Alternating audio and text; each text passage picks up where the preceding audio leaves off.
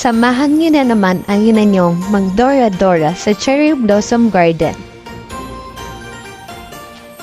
Sakay lang kayo patungtong.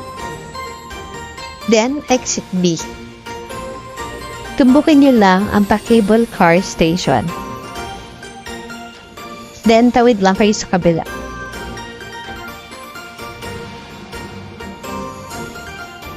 Panhit lang kayo dyan para makatawid kayo sa kabila. Pagbaba niyo ng overpass, dire-diretso lang.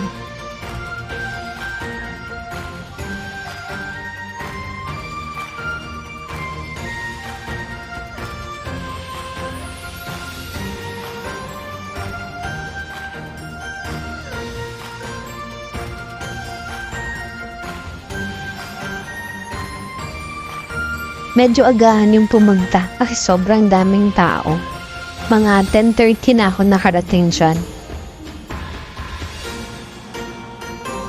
After nyo mag cherry blossom, pwede kayong bumaba dyan sa tabi ng dagat. Ang ganda ng view.